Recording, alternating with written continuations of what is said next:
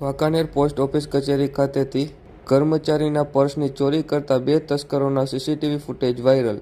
બાબતે પ્રાપ્ત માહિતી મુજબ વાંકાનેર પોસ્ટ ઓફિસ કચેરી ખાતે ફરજ બજાવતા જયેશભાઈ મહેતા નામના કર્મચારી દ્વારા પોતાની ફરજ દરમિયાન ગુરુવારે સવારે 10 વાગ્યાની આસપાસ રાબેતા મુજબ પોતાનું રૂટીન કામ કરી અને તેમનું પર્સ કાઉન્ટર પર રાખી કામગીરી કરી રહ્યા હોય દરમિયાન 2 થી 3 અજાણ્યા ઈસમો પોસ્ટ ઓફિસ કચેરી ખાતે પ્રવેશી કાઉન્ટર પર રાખેલ પર્સની ચોરી કરી નાસી જતા આ સમગ્ર ઘટનાના સીસીટીવી ફૂટેજ આજરોજ શુક્રવારે બપોરે 12 વાગ્યાથી સોશિયલ મીડિયામાં વાયરલ થયા છે. જેમાં કર્મચારી દ્વારા મીડિયા સમક્ષ જણાવાયું હતું કે આ પર્સમાં 30,000ની રોકડ રકમ અને અગત્યના ડોક્યુમેન્ટ હોવાનું જણાવાયું છે.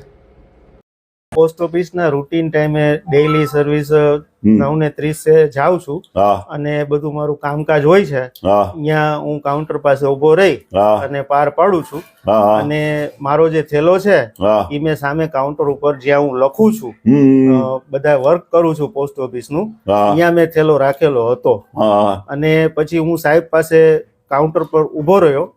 થેલો મારી પાછળ હતો સામેની સાઈડમાં.